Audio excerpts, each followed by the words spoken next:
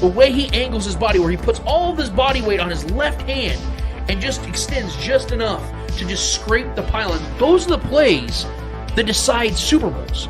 That's why every single time, I always talk about it, guys, at the beginning of the season, if the team is just good enough around Patrick Mahomes, I'm going to pick the Chiefs to win the Super Bowl.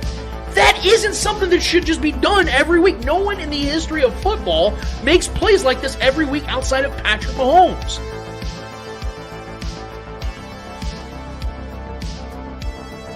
I want to thank all the talking heads and all the doubt.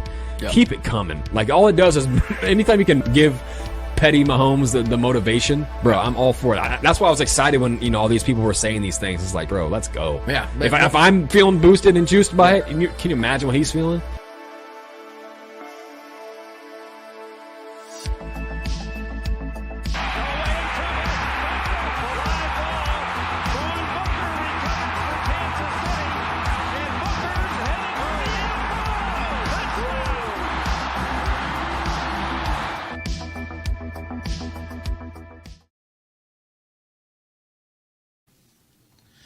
It is time, and it is live. It is Chatting Up the Chiefs. I'm your host, Lance Twidwell, with my co-host, Trevor Twidwell. That's good. And the 9-year NFL veteran, the former Chief, the guy you know, the guy you love. And if you don't, we're going to find you. We're going to hunt you down. We're going to force you to love this guy because he's a lovable man. He's a big bear. He's the guy we love here. He's coming for you. And we're going to be there to rally it on because we ain't got to kick your ass. He's got it. He'll take care of it. He's Big Book for a reason. Let's give it up for our guy, Vaughn Booker. Vaughn, how you doing tonight, brother? I'm doing good, man. Once again, we got the dub, so, I'm going to sleep well tonight. Gonna sleep well, but I will say that I was a little restless during that game. I might catch some good Z's tonight, but that game, only because that game wore me out. First and foremost, if you guys are here for the first time, thank you so much for joining with us. We've been doing this since the beginning of the year. We do this after every single Chiefs game. Trevor and I run a show called The Spoken Podcast.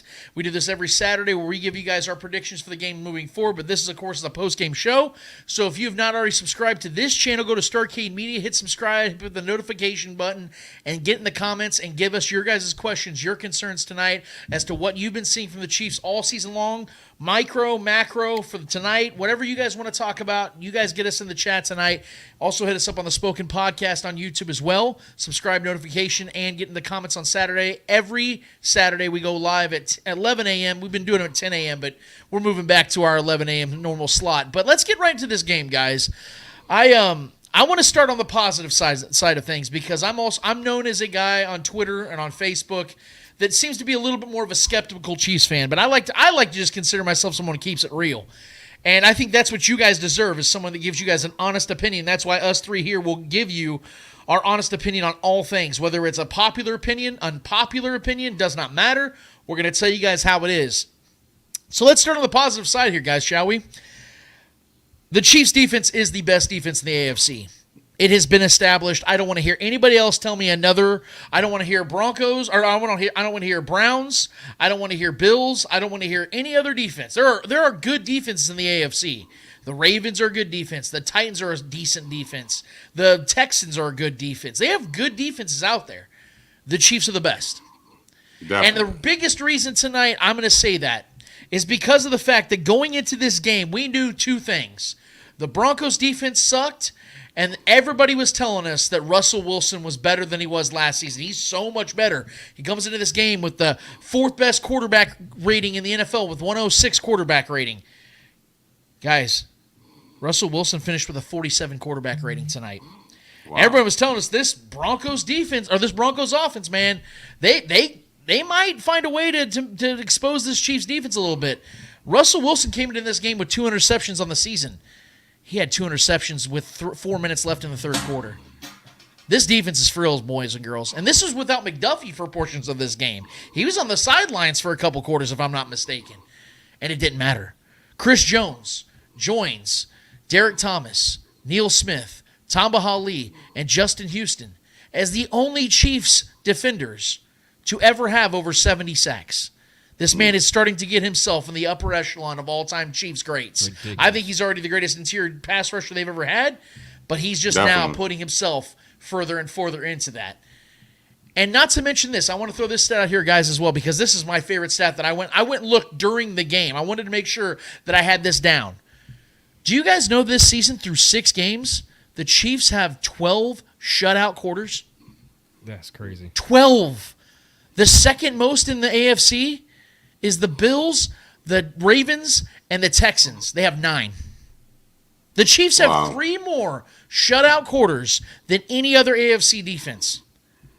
This defense is for real, and they're showing you guys. They're literally winning games for the team. They gave up 8 points tonight, guys.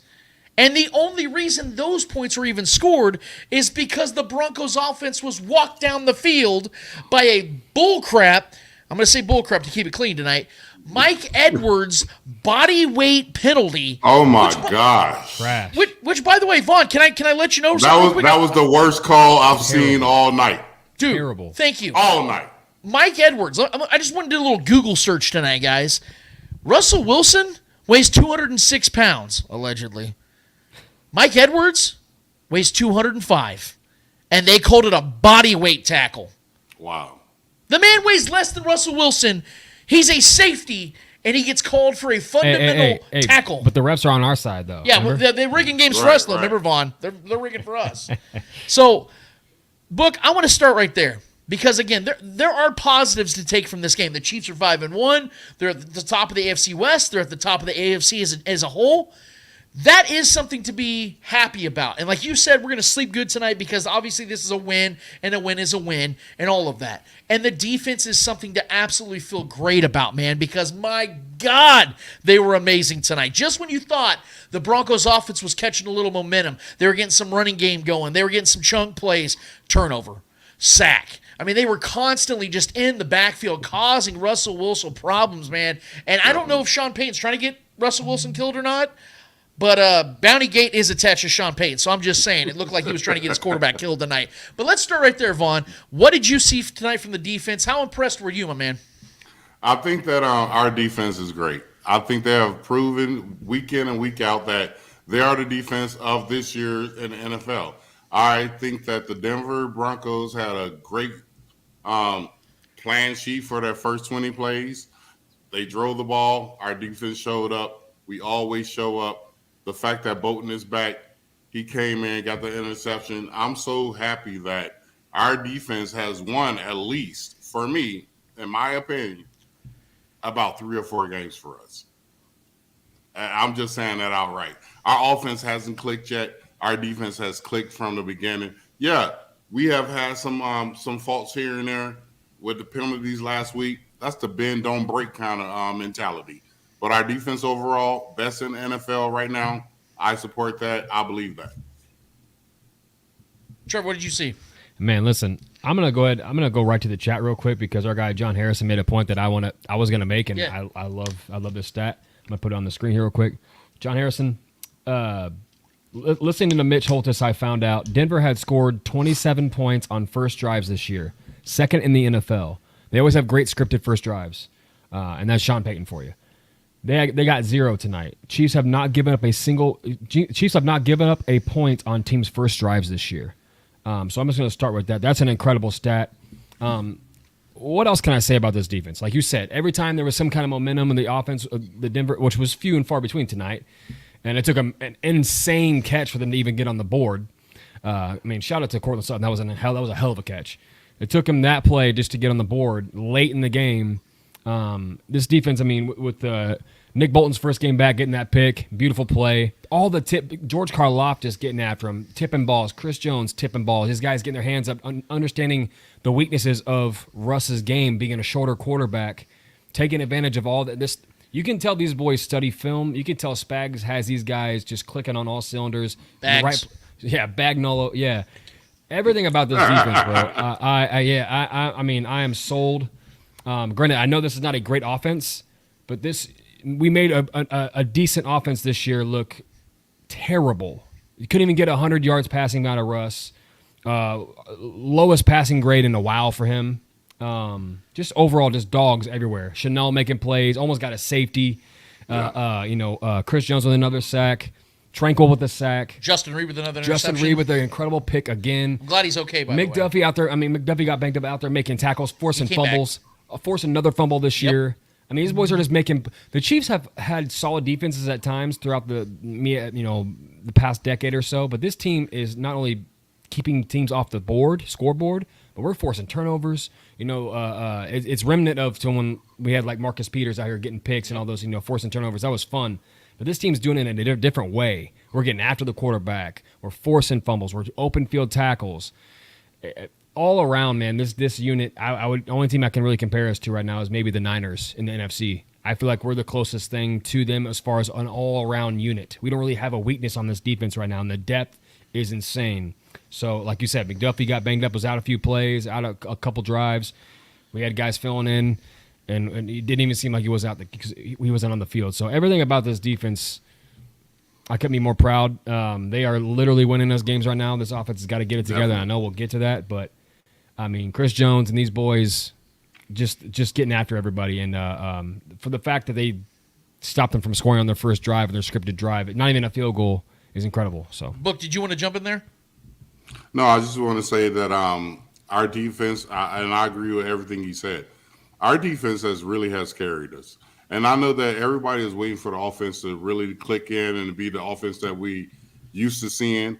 But until then, these guys are really just coming out the gate, showing both their hands, this is who we are, give me your best, we're going to accept it and overcome it. So they've just been doing great. On every level, we have had guys that we expect to show up and guys that we didn't expect to show up. So I see our defense really gelling right now, and I'm just waiting for our offense to do the same. And also our special teams, because special teams has always been a big part of our team, completeness.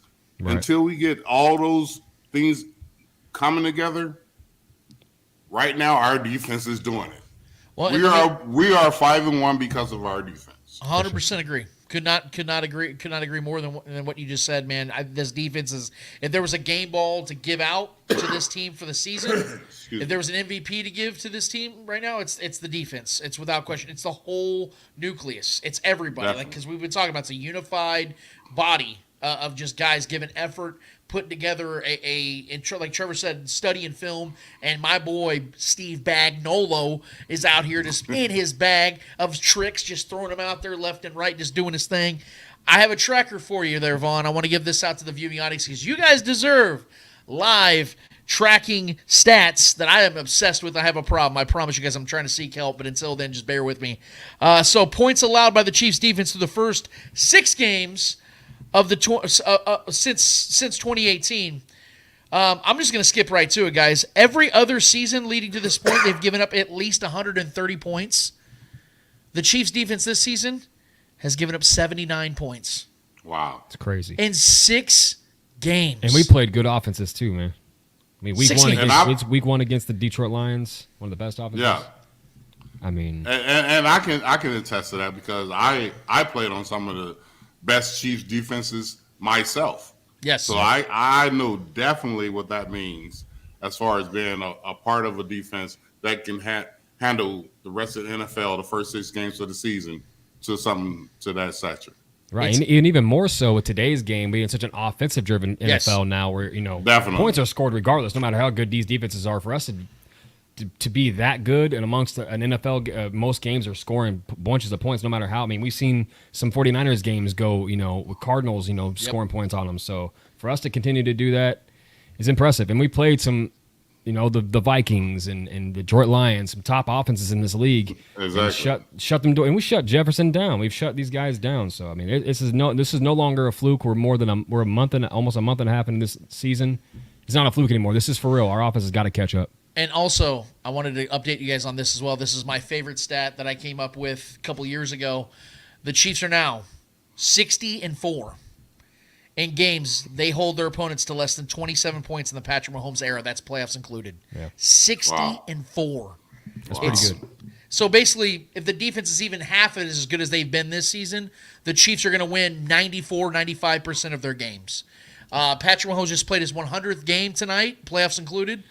He's won 80 of them. Yep. So this is a great trajectory from the defensive side of things. But as we have to keep it 100 here, guys, You know, we gave 50 of it right now. We gave praise to this defense for what they did tonight, what they continue to do.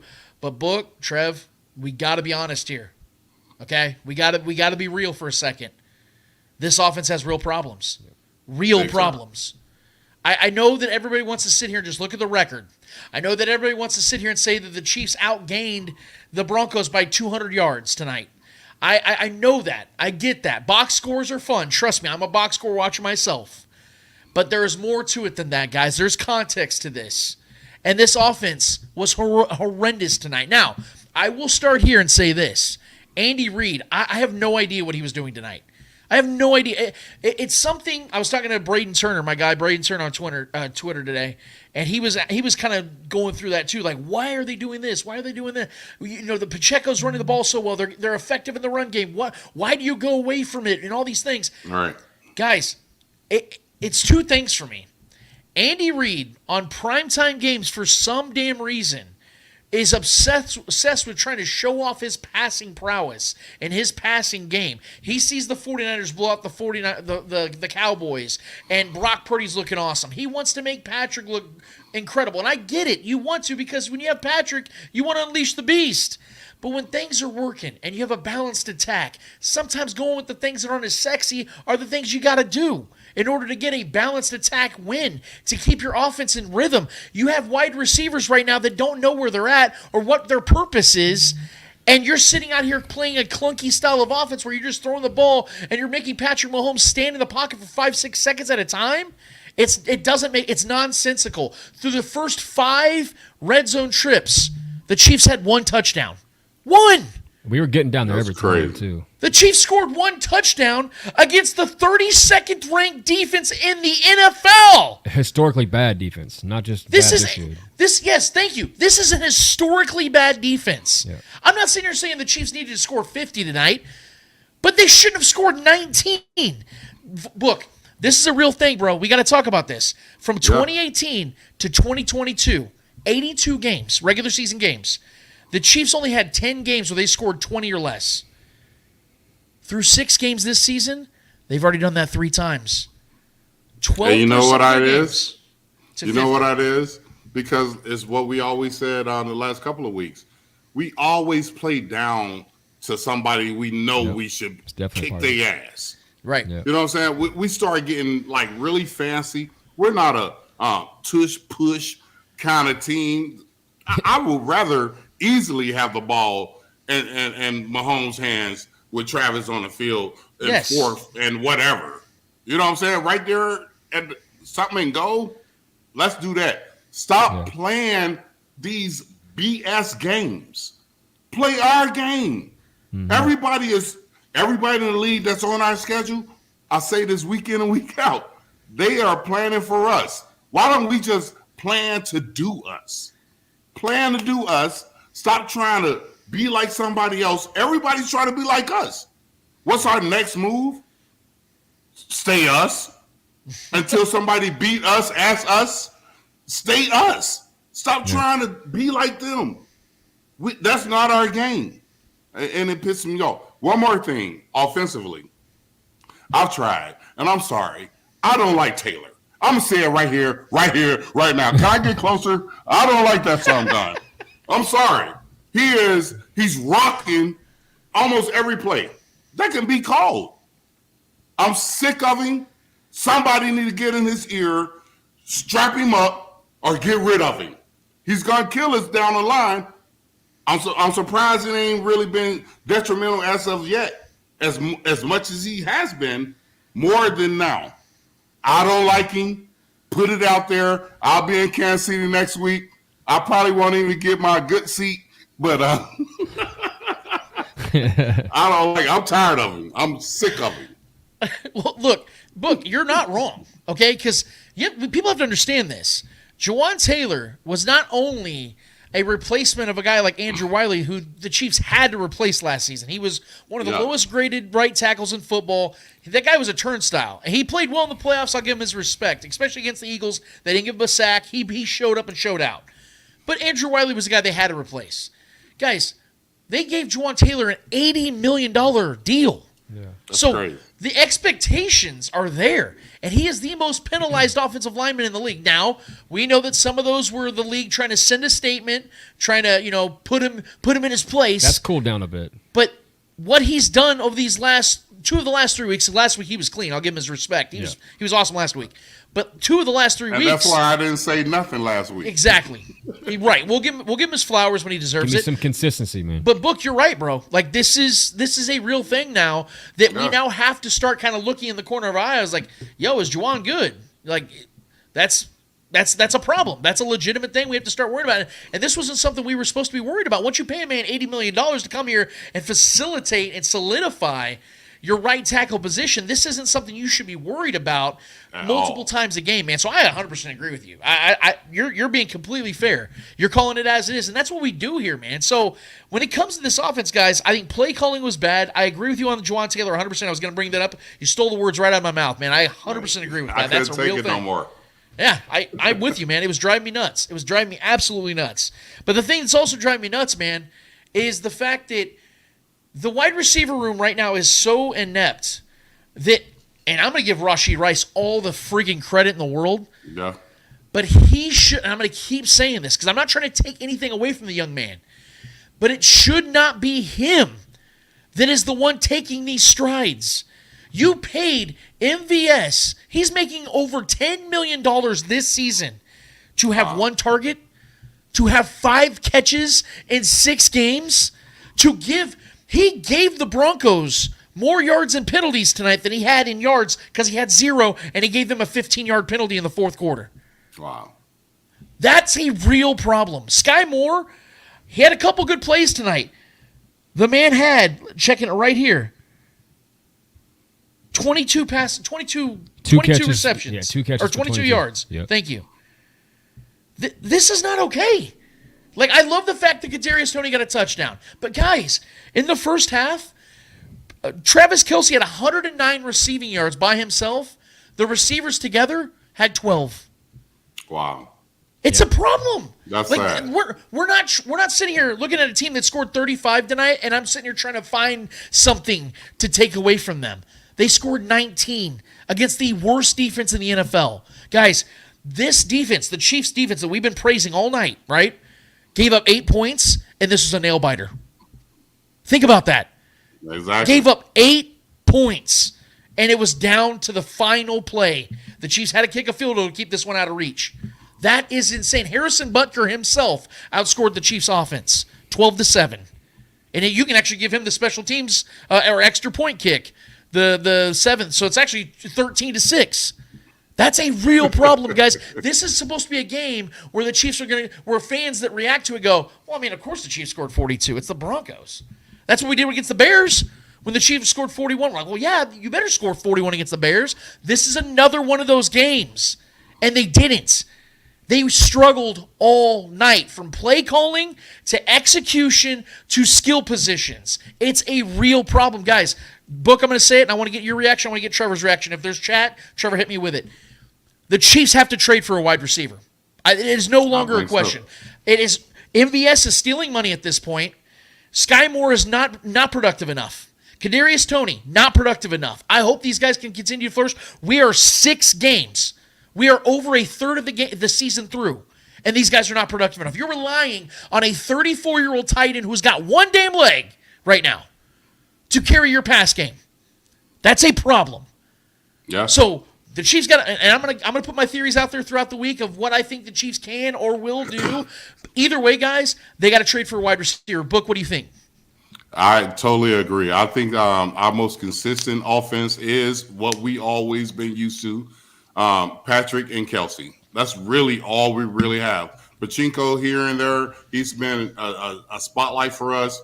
McKinnon, I haven't seen him do exactly what he's been doing last year for us yet, but I know he has it in him. He's one of the guys from last year that we can rely on. He's just not had those opportunities yet. But right now, our whole offense is really Patrick Mahomes, Kelce, Pacheco, and Patrick running the ball. Right. Because him being under duress, sometimes he'll get a first down running. Sometimes he can figure it out. We expect those kind of things, but it's too much too many times to where like it's crucial for us. Whereas last couple of years when he does it, it's cute. He's making great plays. He's diving. He's throwing across his body and things like that, and still making those plays. Now it's to the point to where like when he makes those plays, it's like, oh my gosh, we know we can do it, but golly, thank God he did it. You know what I'm saying? Otherwise, we don't really have offense. Our raw receivers, the other crew that we have on our team, haven't stepped up yet. I know Rice has really the only one out of the crew that's kind of pushed himself in front of the rest of them, but everybody else is like really just like on the team. Yeah, and I will give the benefit of the doubt to the receivers in the first half when you talked about Kelsey having that much, receptions and yards in the first half in comparison to the rest of the receivers. There wasn't a lot of targets given to the receivers to even have an opportunity to have yardage. So there was, I think, 4 total targets. Trust them. He don't trust them. True. But but the thing is, with even with like Kadarius Toney, we're scheming plays for him to get the ball in his hands, but the blocking was awful for him on a lot of those plays. There wasn't downfield blocking. Those plays were getting blown up. It's just poor design and execution on a lot of these plays, trying to get touches in the hands of these guys. I mean, there just wasn't, and I think a lot of it was by design in the first half to really get Kelsey going, and I think Pat was just looking his way a lot, and, it was working, so why go away from it if it was working, So I think that's why Kelsey ate up the majority of all the catches in the first half, him and Pacheco. So I'll say that, but, I mean, there wasn't a lot of targets to go around to the receivers in general the entire game. Granted, it could be because of trust. It could be because, and my personal opinion, I think a lot of it is because we have a receiver out there by the name of MVS that's literally just out there getting cardio every single night. And I don't understand it. I think we need to sit him down, let Rashee Rice play out wide, because he's a waste of a spot on 3 wide receiver sets, 2 wide receiver sets. I don't know why he's out there. I really don't. We're not getting any kind of, there's no threat. In his position, all we're doing is sending him deep or a 9 route or a deep curl or a deep crosser, and he's not even getting open. There's no threat because we're playing a lot of too high safety, and yet we keep trying to send deep routes. That's, for me, my biggest issue is the play calling and the lack of execution. And because Pat's getting time to throw the ball, but and I'm gonna put John Harrison on the screen here again because he's taking the words right out of my mouth every time I want to make a point. He says, what would help this offense? Run a damn slant pass. A staple of the West Coast offense, quick passes, not cute designs, just a basic slant. When they ran one to Rice, he caught the ball at 6 yards and gained 20. Slants, screens, basic plays. You don't have to be fancy. Just move the damn ball. Listen, that's exactly what I'm saying right now. If we're going to continue to face, which is the majority of this year, we've faced predominantly 2 high safeties, cover 2, or even cover 3 sometimes, sending 3 guys deep. Why are we not doing a quick slant to the guys that we know have speed? We know Rashee Rice what he can do with the ball in his hands. We know what Kadarius can do with the ball in his hands after the catch. And we know even what Sky Moore, with his speed ability and his ability to make guys miss. We saw a little bit of that tonight when he had that one catch and he shrugged that one guy off. He's got the ability to make guys miss. Get the ball, like I said, every week. I feel like I say this every week. Layup drills. Before we start shooting 3-pointers like Steph Curry out here, can we please just get some simple layups? I don't understand. Well, MVS is a waste of space right now, though. I just want to reiterate that. He is out there running cardio. Get Rashee Rice out there to run those routes. And I think that's when we've been our most successful, when we do our layups. You know what I'm saying? Take what's given there. You know what I'm saying? The fact that we trying to outdo the Chiefs of the past and don't have the equipment to do it, it's our detriment. That's our detriment that's killing us. Right. We don't have Tyreek. We don't have Juju and these guys. We got to figure out who we are with the guys we have today. And right now, those guys are just, as using your words, Trev, taking up space. Well, this is the problem, guys. Because you're right, Trevor, about the slant. We've been talking about this, about getting these guys in rhythm. But here's the problem: the reason why Patrick Mahomes kept going to Kelsey early in the game is not only because of the trust factor, but because Kelsey's the one that always knows how to find the soft spot in the defense. Yeah. Whereas you see these, a lot of times, wide receivers, they look like they're getting lost and clumped together, hitting each other in routes. Patrick can't trust those guys on a consistent basis when they're not finding the openings on a consistent basis. That's what makes Travis Kelce so great. If you look at 21 of Patrick Mahomes' 30 completions tonight, They went to non-wide receivers.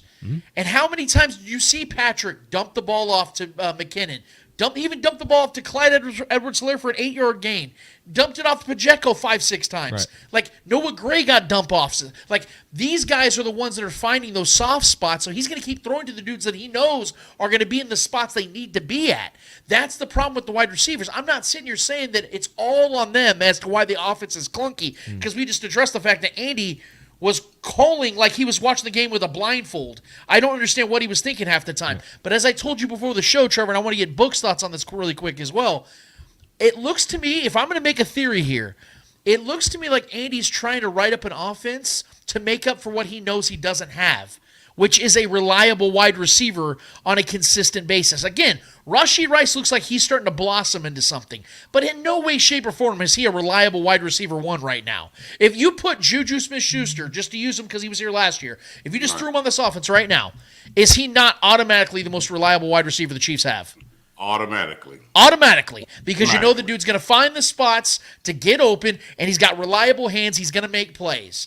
You can't say that about a single receiver on this team right now. And we're almost in we're 6 games in.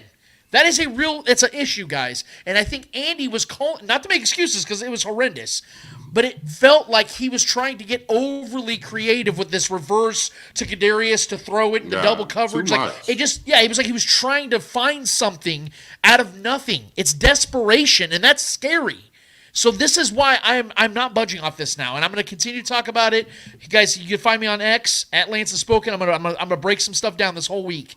I don't know who it's going to be. I don't know how they're going to make it happen. But Brett Veach can't watch this game tonight and go home and lay in his bed and not think, I got to get on the phone. I got to get on the horn. I got to make something happen. I'm going to trade some picks, and I'm going to find somebody on a bad team right now that wants to win because I got to get a guy in here that Patrick can rely on besides my 34-year-old tight end who's already hobbled, who's been hobbled since before the season even began. This is not okay, guys. This defense is a Super Bowl winning defense. This offense is not. Straight up. This is not a Super Bowl offense. It's a real problem. Book, like, are you seeing it the same way when it comes to play calling? Do you believe that's why Andy's doing it, or do you just think that Andy was off touch tonight? I just think that we're just not dealing with what we have, and we're just trying to stay what we used to be without having the key characters of what we used to have. We just don't have it, and we just keep on trying to come up with these gimmicky plays. Take what's there. You don't have to. I love the fact that Patrick can find, dink and dank to the left, to the right, and then Travis down the middle or Watson's over the top. I don't have a problem with my tight ends being my number one receivers because Travis is our number one receiver right now. Rice is going to be good for us. We don't really have nobody else that's going to step up. You brought up Juju Smith. If we had a Juju Smith or a Mecole Hardman, I know Mecole, they talking about trading, but we brought a Mecole Hardman back, that alone would just solidify the rest of the wide receivers being better. You got to have somebody other than Travis to go to, and we don't have nobody else to go to other than Travis. I can't believe that defenses don't triple and quadruple team Travis. Because we're not doing nothing else to the rest of our wide receivers. He's open every time. That's the best part of our offense. Throw a little run here and there with Clyde Edwards and Pacheco. Am I saying his name wrong? Pacheco? No, Pacheco. But Pacheco. If it checks out. I've been saying Pacheco forever. But anyway, I just think that we need at least one more wide receiver. Even if we go into the trade system and bring somebody in, it's going to take them time to get used to Patrick Mahomes and our system and what can we do with this typical guy. I think right now, if we have an ability to bring back somebody we already had, that will help us right now. It'll be the best move for us. And to that point, Book, real quick, about the Mecole Hardman side of things, I agree that Juju would obviously be a better option. He's not realistic at this point because of the contract he has with the Patriots. I don't think that they're Right. going to pay all that dead money just to trade him off. But Mecole is. But McCole is, and I know that there's pushback on that from a lot of fans because a lot of fans just didn't like McCole Hardman. I think it was unfair from the get-go, kind of like Clyde, because Clyde was a first-round pick. Therefore, people expected him to turn into a Jonathan Taylor and things of that nature. McCole Hardman was supposed to be Tyreek's replacement because the Chiefs didn't know if they were going to have Tyreek Hill with all of his off-field crap that was going on. Tyreek ended up playing. McCole ended up being the gimmick guy. But to that point, even if McCole was to return as a gimmick guy, would we all not sit here and agree a consensus that he would be by far the best gimmick guy on this team? Because although gimmicks are often looked at negatively, do gimmicks not work in the NFL? Because as I recall, and looking at the league right now, San Francisco, the 49ers are the best team in the NFL right now. Yeah. You know who the Chiefs own? The San Francisco 49ers. Yep. And you know that the San Francisco 49ers over the last 37 games, they've only allowed one guy to score 3 touchdowns on them. You know who that was? McCole Hardman, just last season. Now, you can say, well, they're gimmicky plays. Guys, touchdowns are touchdowns, baby. You guys want to preach to me, the Chiefs are 5-1, baby. Wins are wins. Okay, well, gimmicks are gimmicks, and results are results. So I'm not sitting here saying McCole's going to come in here and be wide receiver 1, but if the Chiefs can get that man on a minimum deal, you better believe I'm on board with that, especially when I'm looking out there and I'm seeing this roster right now underproducing outside of Rashee Rice every single week. That man is a rookie who's played less than double-digit games in his career. You can't expect that kid to be the one that they rely on all season long. That's not fair. They got to find somebody out there. But if you have a Mecole on our team, I think he'll push Rice to be that number 1 because he has somebody else that can open up the lanes for him. Right. Rashee Rice right now is doing what he can do to the best of his ability, and he's doing it great. He don't have nobody else that can help him. The past years, we always have wide receivers to where, like, we had a Tyreek, he can do it by himself, but we always had somebody else that can open up the lane for a Travis down the middle. We just don't have nobody else that can open up the lane for any other wide receiver because we don't have another wide receiver that's willing or capable to step up. Right. This offense has got to get juice. Plain and simple. They have got to get a kick in the ass. They got to get juice. Trevor, let's get your thoughts and let's get Hold to the up, chat. before you go, I got to say one more thing. Yeah, let's not forget, Taylor is horrible. All right, go ahead, Trevor. I'm sorry. Just remind I'm sorry. Before we get off track, let's keep what's important going. As a defensive lineman. yeah, you'd be eating him up probably still. What? I think something has to change. I don't know if we're going to bring in another body. If I'm a betting man, I don't think we make a move. I don't think so. I think it feels like we are convinced that these guys are the guys. And if that's the case, I think we need to change something up. Whether it's pulling MVS out, playing him less, and playing some guys that are more productive, more. I think so. Or playing more 12 personnel, a couple two tight end sets with some Noah Gray, getting Noah Gray more involved in the passing game. He's been good when involved. Maybe getting him involved more with 2 tight ends running routes. Travis Kelce out there, that you can disguise that, and that might be good for the running game because you can disguise that a lot, and you don't know if you're running or passing. Too much just inconsistency with the wide receiver rotation as well. I got to say, it's hard to catch a rhythm with these guys when we're consistently bringing new guys in every other play. I know guys have certain design plays for them, but I think for Pat, I think it's throwing him off maybe a little bit that we're constantly having new numbers and new names in there every other play. It feels like Rashee Rice will have a big play, take him out. Justin Rice will come in, get a target, catch for 5 yards, take him out. Sky Moore gets a play. He stays in. Typically, he's out there most of the night.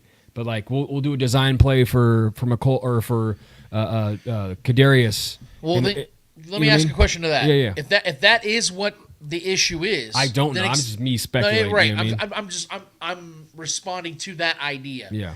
If that is the problem, how is it that MVS is leading the team in snaps from the wide receiver room and has the fewest receptions? That's my biggest problem of the offense. Like, why is he out there? If he's not, throw this offense out. The game plans, throw them out right now. Let's go 12. Let's run 12-man personnel. Let's do 2 tight end sets. Maybe 2 wide receivers out there. Rashee Rice, who seems to be consistent. Just let him play more. Right. What do we got to lose? We're literally wasting his space on the field with MVS out there every single snap. Right. Switch it up. play Rashee Rice 90% of the snaps. I'm so tired of MVS. He's wasting it, bro. He's out there 90+% of the snaps every single night getting cardio. That's not productive. It's not stretching the field because they're already playing deep. Let's get the guys that can eat underneath and get yak. Yeah. I mean, what? What do we have to lose? Get Noah Gray more involved. He's been productive. Let me interject for a second. Yeah, go ahead.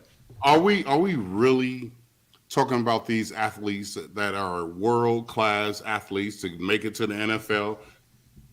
Or are we talking about how are we using these athletes? You know what I'm saying? I'm talking about more how we're using them. All right, I mean, yeah, because you got to look at these. You got to look at that also. Like play calling for, I mean, Tony. Some of these plays, I'm like, come on, man. Yeah. Why are we even doing this? He's good too. Right? That's what makes me upset. He's such a specimen. We're not using him right. I agree. So we can't really put a lot of onus on the actual player. Some of them you can, but a lot of it is just play calling and the way we're using these guys. Those things haven't collaborated. The guys we have and the things we need them to do with the people that we have that are already successful. We already know we got Kelsey and Mahomes. We already know we can run the ball. You know, we can get 4 or 5 yards a pop. What are we doing with the rest of this whole room of 7 other people and we're not using them right?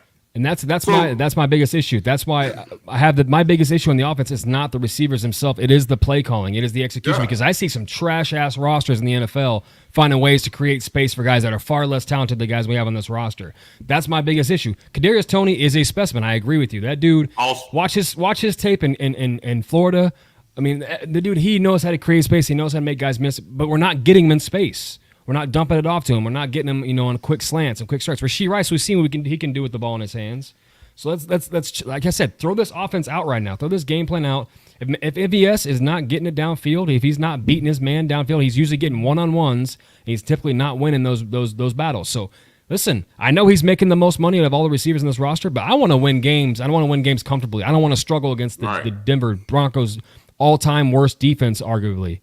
I'm tired of it. I don't want to have these close games with these bad defenses. So for me, I think the biggest switch up is not just bringing in. I would love to bring in someone else, but I think switching up the play calling and getting these guys the ball quickly. A lot of too much lack of execution on these pistol formations when Pat's getting the ball out of the pistol or out of shotgun. I mean, and he's having time to throw the ball, but no one's open. I don't think that's because all these receivers just suck. I think the play calling is bad. I think we're not playing to what the defense is giving us and taking that. Yeah, I understand what you're saying, Trevor, but there is a certain level of responsibility in these wide receivers, though, because I will give you this. One thing I don't criticize Andy Reid a lot. What I will criticize Andy Reid on, though, and there's things that I will never forgive him for, even though he's the greatest coach in Chiefs history, and I love what he's done for this franchise. He's changed everything. Patrick Mahomes isn't here if Andy Reid isn't here. Having said that, there has been a certain level of stubbornness on Andy Reid's behalf that has cost the Chiefs. 2017, Patrick Mahomes should have been playing at some point that season. Yeah. Alex Smith and that offense completely died in the middle of that season, and it cost the Chiefs the 1 seed in the AFC, and it cost them against the Titans in the playoffs. If Patrick Mahomes was playing, they go further in the playoffs. I do not care what anybody tells me, because the very next season, Patrick Mahomes throws for 5,000 yards and 50 touchdowns. You take away 1,000 yards and 20 touchdowns, he still has 4,030. So don't give me don't give me that he wasn't ready. He was ready. Second of all, he held on to Bob Sutton for way too long. That cost the Chiefs the AFC Championship in 2018. That defense was no longer a formidable defense. Tom Brady was running high school offenses against that defense in that AFC Championship, and they whooped them all night long.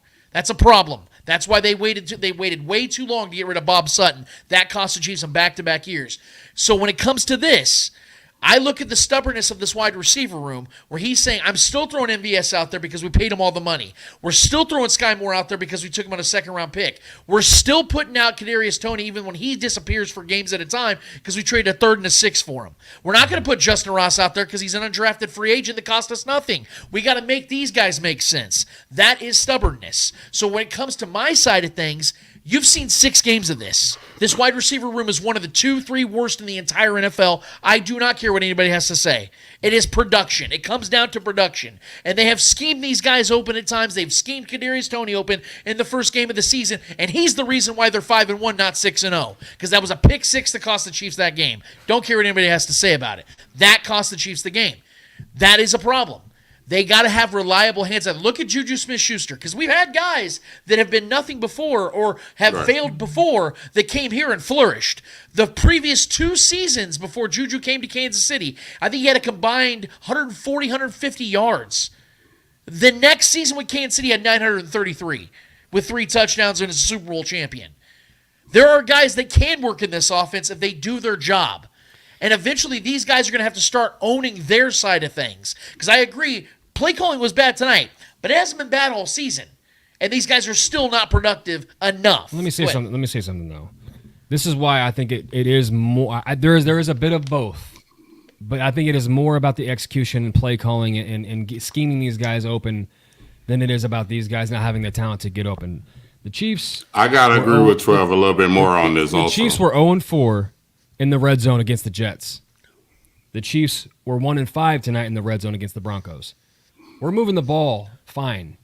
We're just, when things get tight, that's when we get too cute. I think that's execution. I think that's play calling, and that's our Achilles heel right now. Yeah, and it's screwing the defense over. The defense is the defense is getting us the ball back every time. We're moving the ball between the 20s, okay, but when things get tight, we get shaky. That's our biggest issue right now. We should have way more. That's 4 empty trips in the red zone against the Jets, and 1 out of 5 against the Broncos. Bro. I do have a response to that. And Book, I don't want to keep you out of this, so please jump in. Go ahead. But I have a response to that. The biggest reason why that's the case is because Travis Kelce's not opening the end zone like he used to be. Last season, he had other pieces around him that spread the defense out. He had 12 touchdowns last season, and I think 8 of them were in the red zone. He was open more last season in the red zone. That's why they're having red zone struggles this year, because he's hobbled. Yeah, I'll give him that. That's helping my point, though. But no. What I'm saying is I agree with you. There's not guys on the field that are respectable enough to keep the defense spread out enough to where Travis Kelce's going to be more open on one-on-ones. But if we're that dependent on one man to get open, because he's dependent on the other guys to create moments for him to get open, that's an execution problem. That's play calling. We should, if we see that on film, if we go 0 for 4 against the Jets and then we barely convert one of those into a touchdown against the Broncos in back-to-back weeks, that's a problem. That's an execution. We can't be, if we're dependent on one tight end to get open that many times to score. I'm just saying, okay, 25. He got us there, but he don't have nobody else to get us in there. Sure. You know what I'm saying? Travis, I mean, they're going to do what they do. He's going to find the sweet spot. But the shorter the field gets, the shorter the end zone gets, that takes a lot away from Travis. Who else is going to step up then? Thank you. Yep. You know what I'm saying? So I get what Trevor's saying. I get what you're saying also, but I'm going to lean more towards Trev on this one. It's all about play calling and putting guys in right positions and right situations. And we're not, but I have a problem too with the red zone trips as well. Just to put a bow on this for me, we're not throwing into the end zone enough. We're not. I mean, things get tight, and we're down there on the 3, between the 3 and the 1, and we're tight. We're doing a lot of motion stuff, and I get that. That's how you kind of see what the defense is throwing at you, what kind of formation they're in, coverage they're in. I get that. But then we try to do some cute stuff. We try to do some like laterals, or we try to have a Travis Kelce take a direct snap, Kadarius Toney take a direct snap, or a running back do a wildcat play.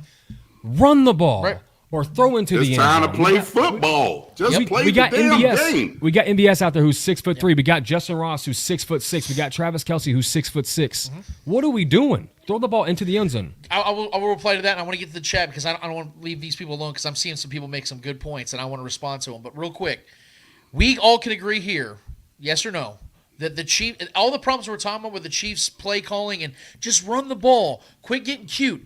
These are things that we've been talking about for 5-6 years now, correct? Okay. Okay. Would you guys agree with me? This has right now been the worst wide receiver room the Chiefs have had in the Mahomes era. 100%.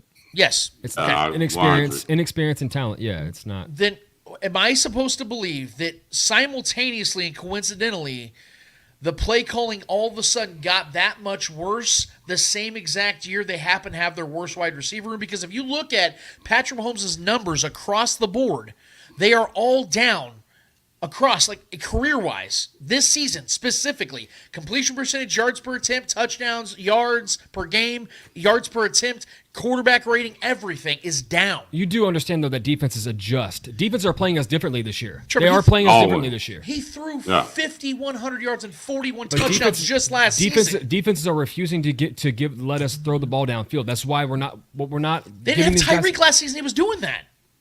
Hey. They were dinking and dunking all last season. Yeah, and I brought this up 2 weeks ago.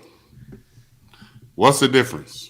What is the difference? There are several differences between last year, what you just spoke about, and this year. The playmakers we had in Juju and Hartman and those guys, and our offensive coordinator. I hate to keep saying that. This is the second time I brought it up. All right, you got to give credit to where credit's due.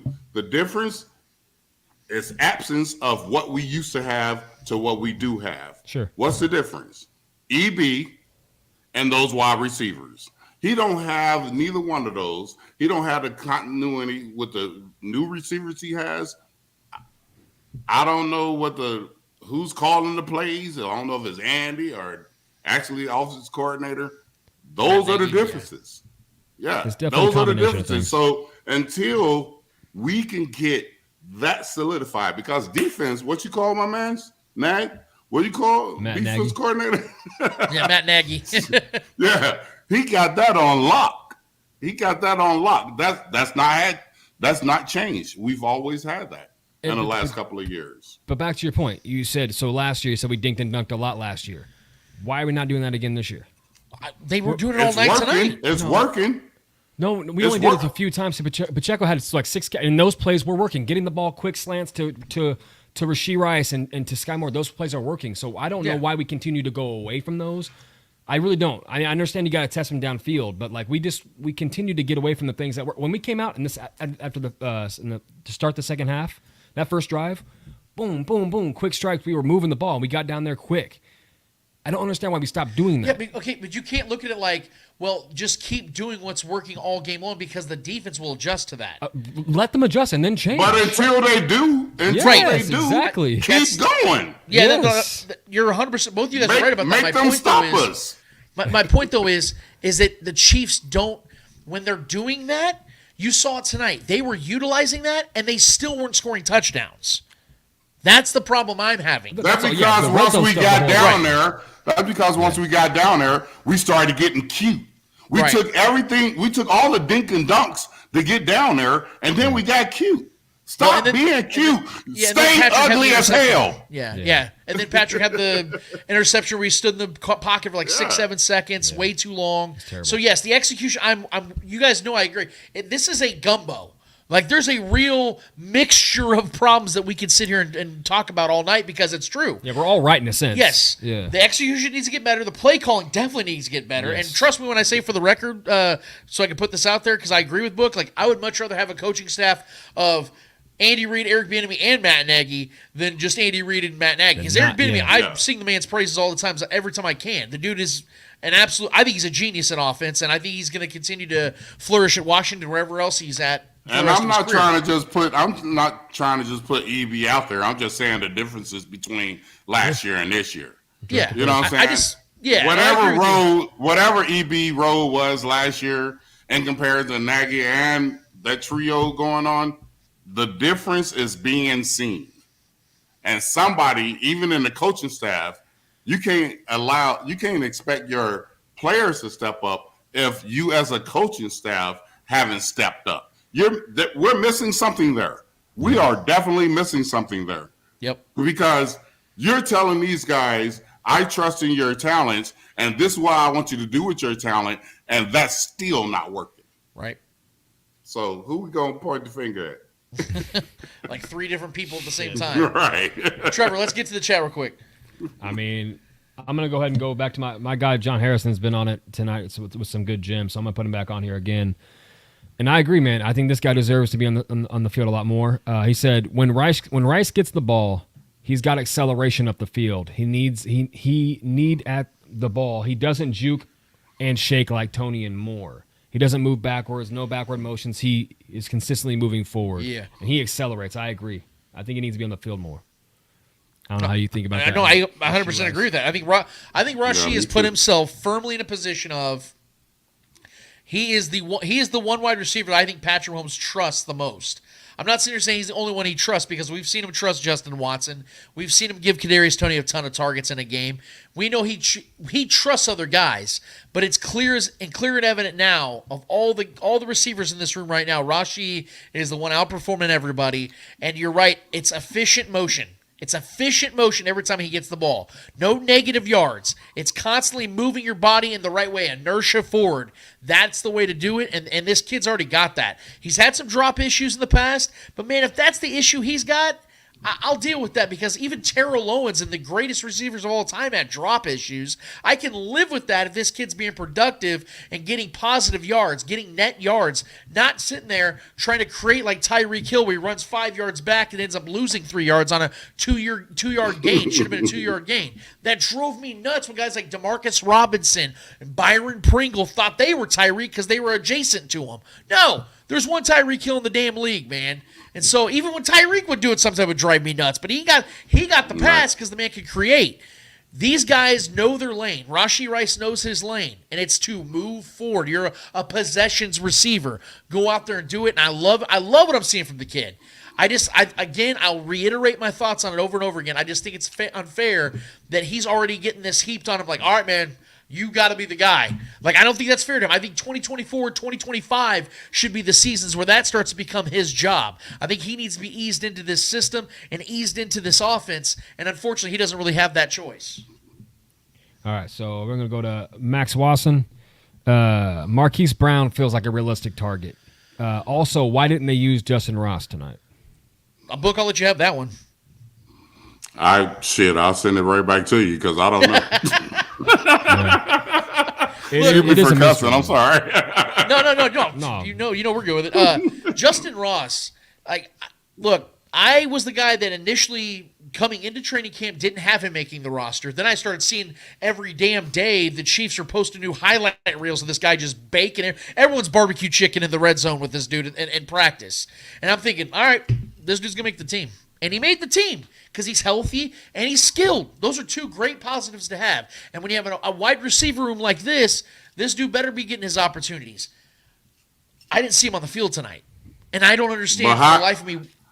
Go ahead. How are you going to use him? I mean, we got a whole room full of talent. Well, but you don't know how you're going to use them. Yeah, I'll say this. I think it's simple. Like I just said, 0 for 4 in red zone trips against the Jets, 1 for 5 against the Broncos. Throw the kid out there in a red zone trip. Let him run a back shoulder route in the back of the end zone. He's 6'4". He's 6'4", an athletic specimen. We have nothing else to lose. We have nothing else to lose in our wide receiver. That's what I'm saying. Like, we're gonna be this bad in the red zone. This is why I tossed the question to you, Book, because you're the one that brought the common sense. It's crazy. Man. I don't get it. My crown is wearing off. I need some of that, man. Yeah, give me 2 shots of that shit, man. Oh my God. Yeah, I'm like straight empty. I'm empty over here. He's dry. No, I like the Hollywood Brown. I like that one. I don't love it. I like it. The kid's got skill. He's got a little bit of an injury problem. He's fast. He's fast as hell. He would probably fit this offense really well. Well, Justin Watson going down too. I mean, that can open up a spot for somebody. And we don't know the severity, but you're right. They said, well, from the reports I've seen, it's a severe elbow injury. So he could go on IR or it could be the season. Who knows? Who would have thought, and I hate to say this, it sounds disrespectful, but the fact that a Justin Watson injury is this big for the Chiefs, like this should be a wide receiver 6 for this team. Yeah. And now this is like, on that play, he got hurt, man. That was a great ball by Pat. That would have been a big motivation or momentum swing in the game, but. Yeah, and that's the other part about the trust factor. So now you lose another guy that Patrick trusts. At this point, guys, like I said, I know Trevor doesn't really think this is going to happen, but it might have to happen. I would take Hollywood Brown, Marquise Brown, for sure. I would definitely take him in this. I'd kick the tires. Yeah. Hey, let's just see what he look like. Let's just put him out there and see what he look like. I mean, look what we're dealing with. And if we take this product into November, mid-November, late November, early December, man, I ain't no telling. I mean, we're putting this product out here right now against teams like Denver Broncos, where we only win by 11. Are you serious? Right. We can't be doing this in November. Right. See, we got to start putting some things together. I don't care if it's in the wide receiver room, the whole locker room, the coaching staff. Somebody need to be accountable for what's happening. And changes need to be made. Well, yeah. Yeah, and definitely. it's sad. It's sad that we're talking like this and we're 5-1. Go ahead, man. Sorry. Go ahead. Say it, baby. So Say it. Say it with your chest. I'm sorry. Let that crown speak, man. It's all good. Look, real quick. The biggest reason why is even more than the wide receiver room, the Chiefs have to make a move here, is also because of the fact, guys, we have to address it. Travis Kelce's still awesome. I mean, But he's 34 with multiple leg injuries. Like, you can't, and Book just brought it up, mid-November, starts getting colder outside. Those hits start hurting a little bit more. And, you know, your aches and pains. I mean, we saw Travis at the end of last season in the AFC Championship. He almost didn't play. Yeah. And he talked about this on his show about, guys, I 100% almost didn't play in that game. So these are real problems that the Chiefs have on their hands moving forward, not just right now. Now, the good thing is the Chiefs have established a decent run game, so that could help them big time. But, guys, at this point, I don't think there's any debate about it. You have got to add to this offense, whether it's a wide receiver or another tight end, Kyle Pitts. You know, I'm just saying, something. Give me something that Patrick Mahomes knows when I'm hiking it and I'm dropping back in that pocket and I know I'm protected. I don't have to always look at 87. He can take some plays off because I got this dude, or I have this dude that I know is going to find a way to find a soft spot in the defense that I can throw the ball to and not worry of whether they're going to not be on the same page with me or not. That is something the Chiefs do not currently have, and that is something they got to go out there and get because, guys, again, as I said 30 minutes ago, and I'll say it again, this defense is too damn good to waste. You got to help this defense out because as good as they're going to continue to be, you can't have an offense out there that keeps 3 and out and not scoring touchdowns in the red zone and expecting them to save their ass every single week because you're not going to face the Broncos and the Bears every week or the Jets. No. You're going to be facing some damn good offenses coming up. You're facing the Dolphins. You're facing the Eagles. You're facing the Bills. You're going to be facing the Bengals again. It looks like Joe Burrow might be coming back. Those are 4 of the best offenses in football. Yeah. This defense is going to give it their all. They're going to keep those offenses at bay as much as they can, but they're going to need this offense to step up and do something. They can't be scoring 19 points against those teams and expect to win. I know one thing that we need to start doing next week immediately is start having our running back, whoever's back there, McKinnon, Edwards-Helaire, or Pacheco, start chip blocking off that damn right side. Oh my gosh, this guy is horrible. We have got to get rid of this guy. I'm sorry. I don't know who we got, who his backup is, but man, this guy is killing us. Every game, he is costing us 3 serious plays by itself. 3.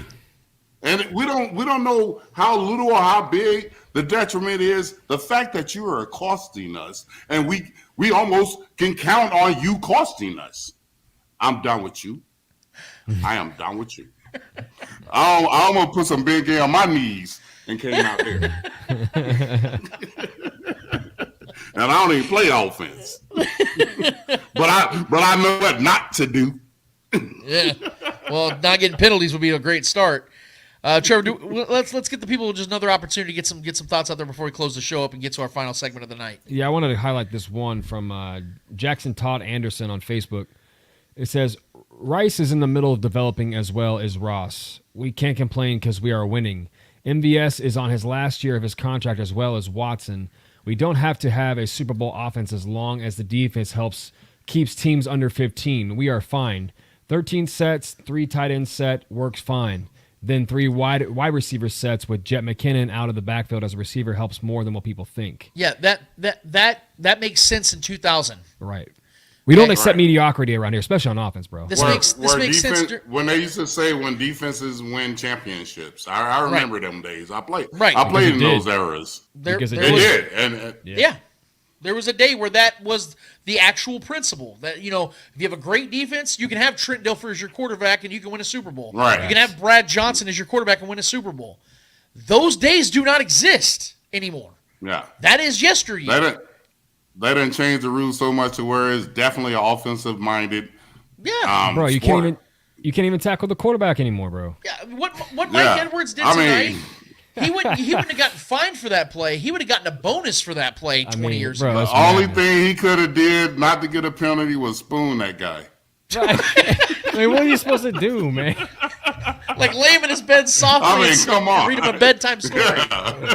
Come on. You know what I'm saying? Like, shit, man. It's ridiculous that Mike Edwards making a fundamental. Anyway, we've already bitched about that. But the point is, yes, I agree this defense is going to do enough to help the Chiefs win a Super Bowl.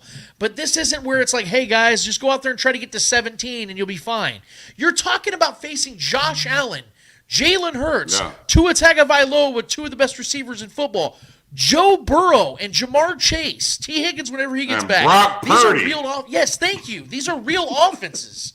These are real offenses. You can't sit here and disrespect your opponent like that and think that's just how it's going to go. You just roll the ball out there and, who gets to 17 first. That's not how the NFL is, guys.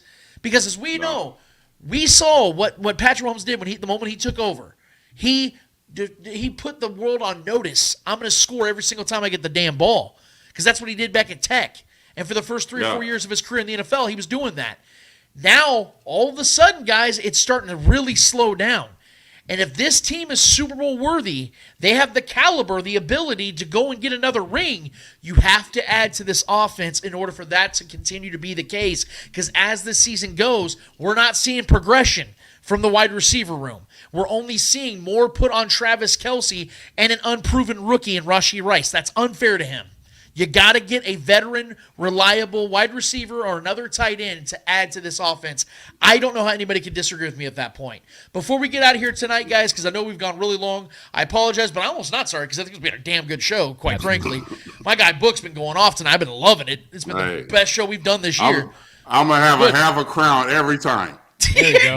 Get that loot. Yeah, he got looped up for this one, man. He's all ready to go. The Pistons are firing.